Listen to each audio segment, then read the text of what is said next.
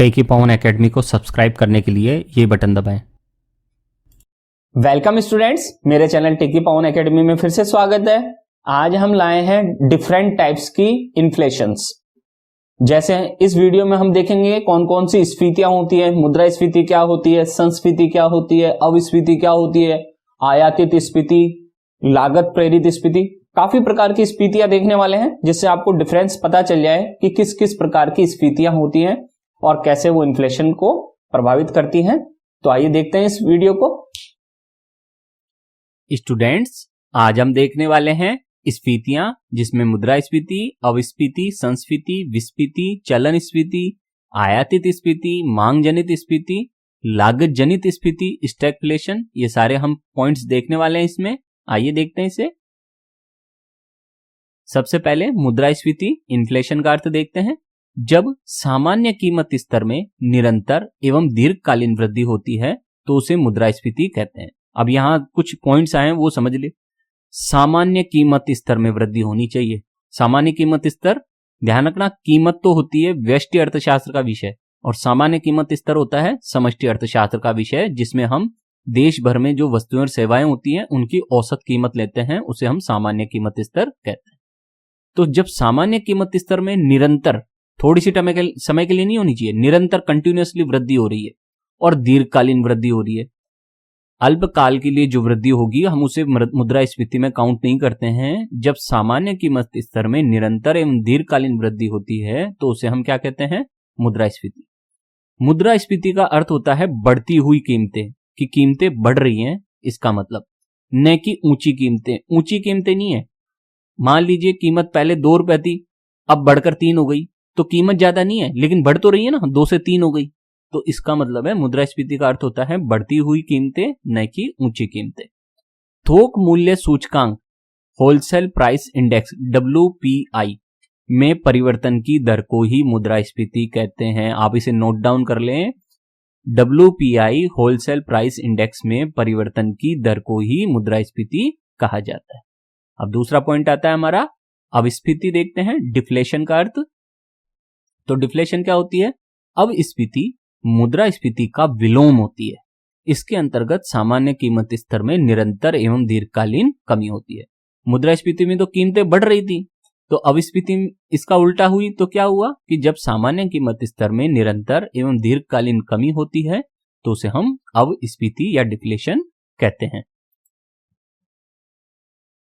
अब है संस्फीति, रिफ्लेशन का अर्थ।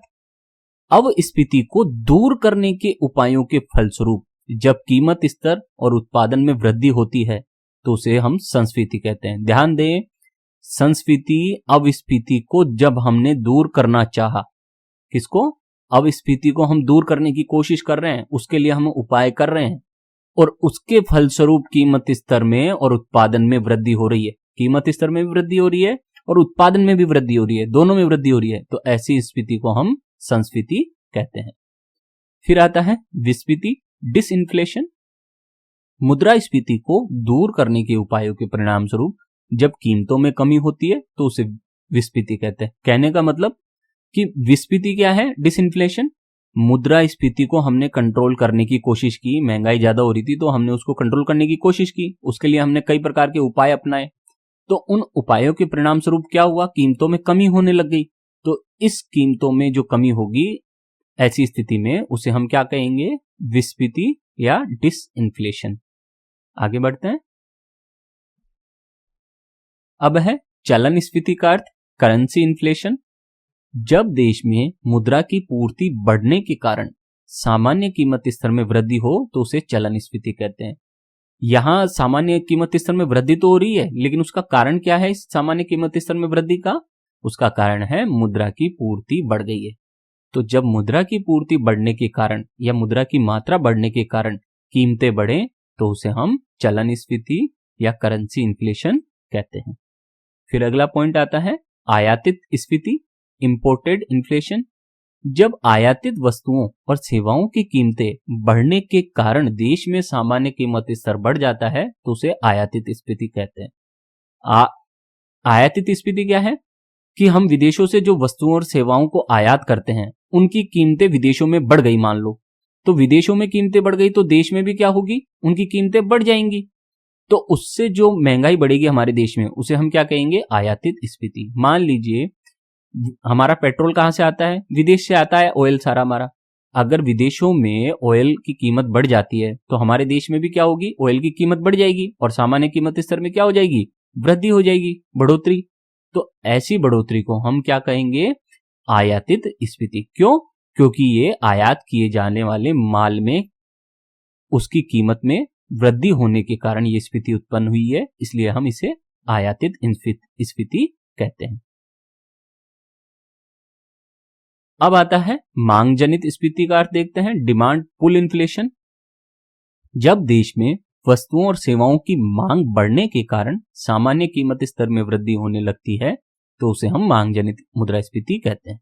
इसमें क्या है, इस सामान्य कीमत स्तर में वृद्धि हो रही है, यहां पर भी क्या हो रहा है, सामान्य कीमत स्तर में कंटिन्यूअसली वृद्धि हो रही है। लेकिन क्यों हो रही है, क्योंकि वस्तुओं और सेवाओं की मांग में बढ़ोतरी हो गई है। किसी कारणवश वस्तुओं और सेवाओं की मांग बहुत ज्यादा बढ़ गई है, इस कारण क्या हो रहा है, कीमतों में वृद्धि हो रही है। तो ऐसी कीमतों में वृद्धि को हम मांग जनित मुद्रास्फीति का नाम देते हैं, क्योंकि ये मांग के कारण उत्पन्न हुई है। फिर है लागत जनित स्फीति का अर्थ, कॉस्ट पुश इन्फ्लेशन। जब देश में वस्तुओं और सेवाओं की लागत बढ़ने के कारण सामान्य कीमत स्तर में वृद्धि होने लगती है तो उसे लागत जनित मुद्रास्फीति कहते हैं। अर्थात जब क्या हो, वस्तु और सेवाओं की लागत बढ़ जाए, देश में जो वस्तुओं और सेवाओं का उत्पादन हो रहा है अगर उसकी किसी कारणवश लागत बढ़ जाती है तो लागत बढ़ने से क्या होगा, कीमतें बढ़ जाएंगी। तो ऐसा जब सामान्य कीमत स्तर में वृद्धि हो इस कारण से, तो उसे हम लागत जनित मुद्रास्फीति कहते हैं। क्यों, क्योंकि ये वस्तुओं की लागत बढ़ने के कारण मुद्रास्फीति उत्पन्न हुई है। फिर आगे मुद्रास्फीति जनित मंदी का अर्थ, इसे हम स्टैगफ्लेशन कहते हैं। ये बड़ा इंपॉर्टेंट पॉइंट है, RSIS में भी आता है स्टैगफ्लेशन क्या होता है, इसको हिंदी में भी स्टैगफ्लेशन ही लिखते हैं वो। यह अर्थव्यवस्था की वह अवस्था होती है जिसमें आर्थिक तरक्की की रफ्तार घट जाती है और बेरोजगारी के साथ साथ महंगाई भी ऊंचे लेवल पर आ जाती है।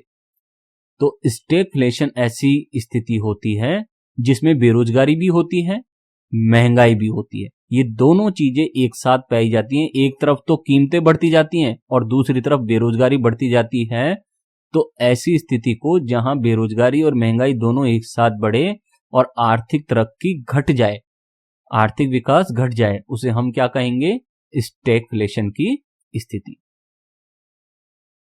उम्मीद है आपको ये टॉपिक समझ में आए होंगे, आपको ये सारी प्रकार की स्फीतियां समझ में आई होगी और एक ही जगह आपको ये सारे टॉपिक्स मिल गए हैं, इसलिए आपको दिक्कत भी नहीं होगी। अगर आपको कंटेंट अच्छा लगा हो, वीडियो अच्छा लगा हो, तो चैनल को जरूर सब्सक्राइब करें। बहुत बहुत धन्यवाद।